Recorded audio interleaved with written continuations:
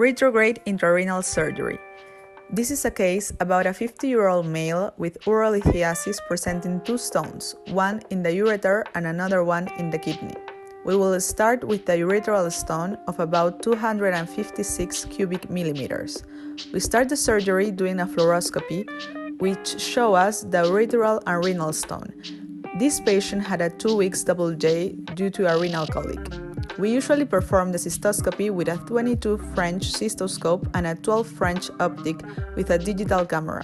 We do it in a very gentle way, and once we pass the prostate, we try to avoid any bleeding from the bladder neck, so we can have a nice view during the cystoscopy. Here we can see the distal end of the double J, which we will catch with a foreign body forceps. It is important to catch the distal coil of the stent so that once we remove it, part of it will rest in the ureter. This step will be controlled under fluoroscopic guidance, just to be sure that part of the stent is still in place. In order to minimize the radiation generated by the C-arm, it is best to place the X-ray source below the table from where the X-rays are emitted and to place the image intensifier near the patient to reduce the surgeon's exposure. We place an hydrophilic guide wire inside the double J so it can easily reach the renal pelvis. We manipulate the guide wire with the nails, not with the fingers, otherwise it could fall out of our hands. We also control this step under fluoroscopic guidance to be sure that we are on the right place. Once we know we are in the kidney, we remove the double J completely. It is worth mentioning that when the guide wire is in the kidney, the rest of it is located in the last third of the table that we are using. We introduce the remainder of the guide wire into its plastic coil.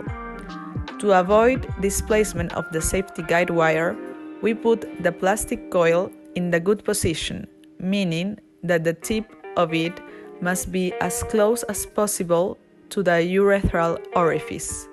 We tape it into the sterile champ. In that way, it will stay stable during the whole surgery. Here we have a 9 French single-use digital flexible ureteroscope. We connect it to a simple gravity irrigation system using saline to maintain a low intrarenal pressure. We try to maintain a pressure of no more than 40 centimeters of water, meaning around 30 millimeters of mercury. When we introduce the scope through the urethra, we have to keep it straight, without any distal tip deflection. The manipulation resembles a flexible cystoscopy. The movements are very alike.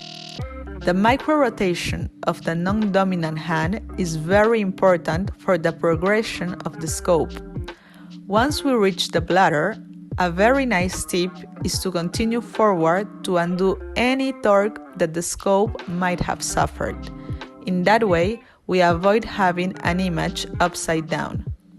The macro-rotation, which is done with the dominant hand, enables the horizontal movements of the tip of the scope. Remember that for the small and very precise movements, we use the non-dominant hand for performing the micro-rotation. Here, we see the right ureteral orifice first, and then we will follow the trigon to engage the left one. We handle the deflection control with the thumb. The goal is to keep the ureteral lumen in the center of the screen.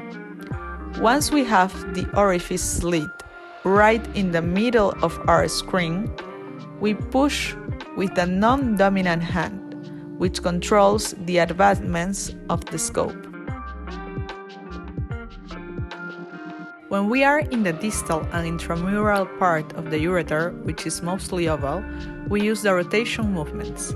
And when we are in the medial and proximal ureter, which are mostly straight and round in shape, we maintain the view mainly with the deflection adjustments. Now we've reached the stone.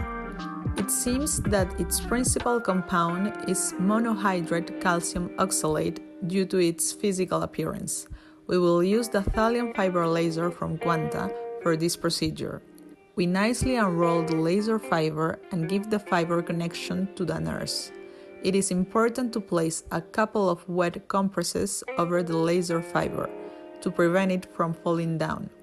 We continue to unroll the laser fiber, always having with us the proximal tip.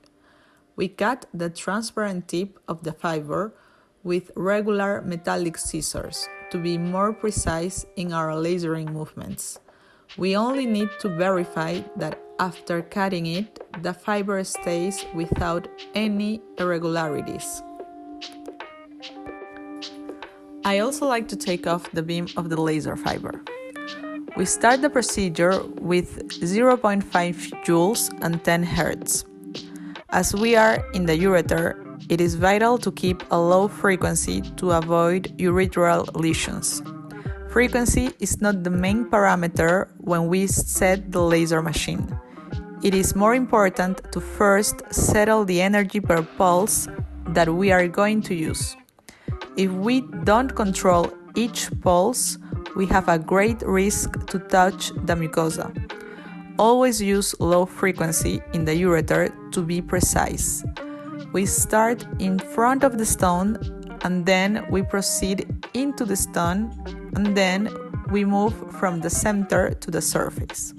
In the ureter, our goal is to achieve small fragments and not mainly dust. Those fragments can be easily removed thanks to the Venturi effect.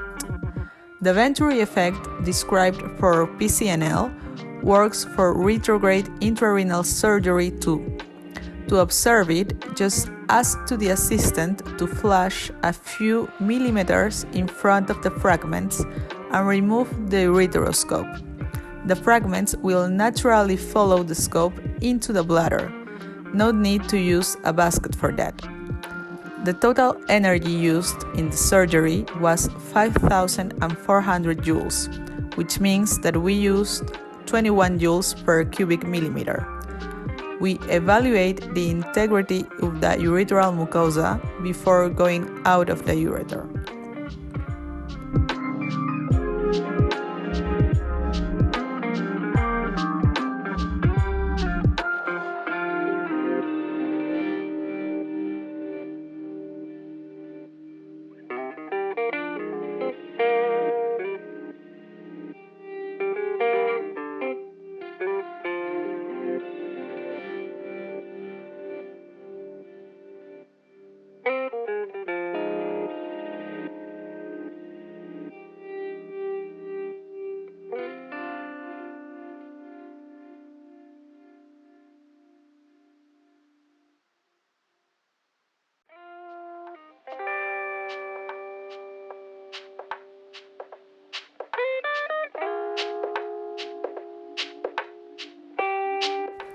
Now, we continue the surgery with the kidney stone, that was about 500 cubic millimeters. In this case, we will use a urethral access sheath of 10-12 French of diameter. We do not use it systematically. The decision is made according to each patient.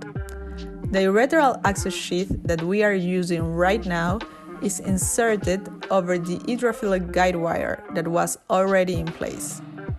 We need to pay attention to the force that we are applying while going down to the kidney to avoid any urethral lesion. We control this step under fluoroscopic guidance. The best position of the urethral access sheath is with its tip in the proximal ureter or just below the ureteropelvic junction. We do not place it in the ureteropelvic junction itself to avoid the risk of avulsion, given the fact that this part lacks of muscular tissue support.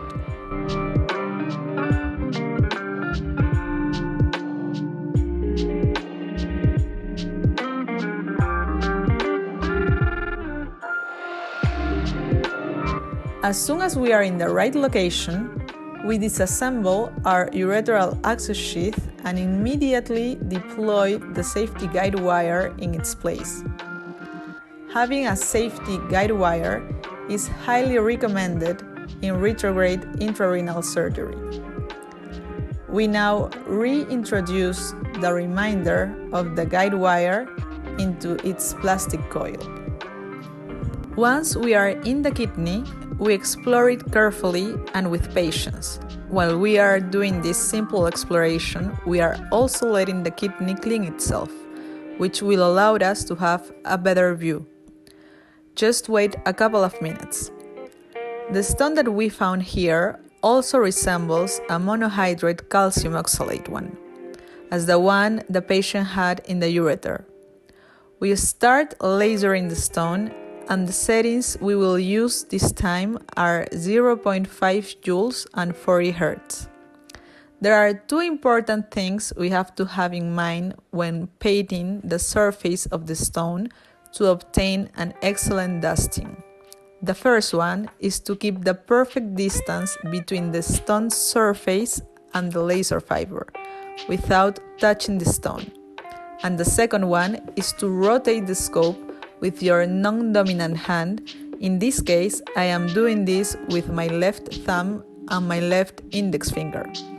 In that way, we are reproducing a minimal torque movement.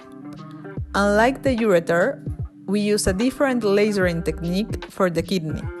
We start from the surface and work our way towards the center, avoiding breaking the stone into many pieces. The result we obtain with the thulium fiber laser is a very small and fine dust. We assume that less of 150 microns, which will be easily evacuated by the patient.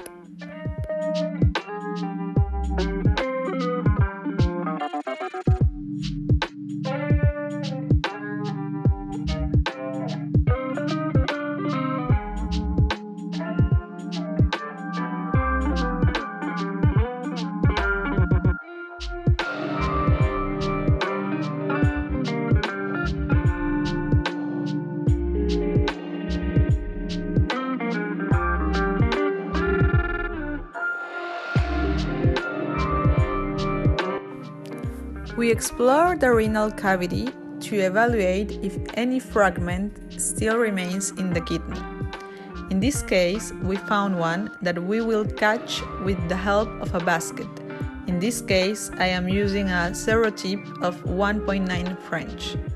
It is important to remark that during your surgery, you need to obtain at least one fragment of the stone you are lasering, so it could be sent to the laboratory for a proper morpho-constitutional analysis.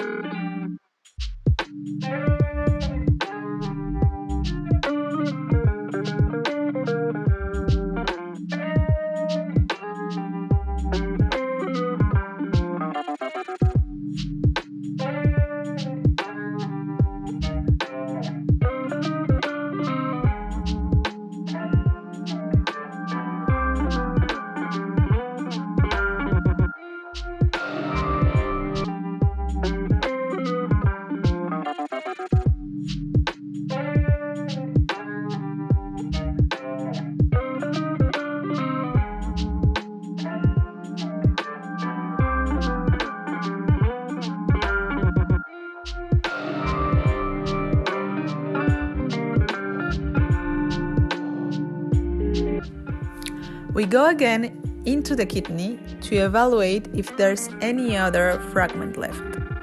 As we can see, there's only dust left. We used a total of 6,500 joules, meaning that we used 13 joules per cubic millimeter, which also means that we were efficient. Usually, with the holmium yak, we do around 19 joules per cubic millimeter. We completely remove the ureteral access sheath through the scope, and then we proceed to remove our flexible ureteroscope from the kidney, evaluating all the time the ureteral mucosa, searching for lesions. The ureteral lumen must be at the center of the screen all the time. We finish our procedure by placing a double J stent. This stent will be removed in 10 days.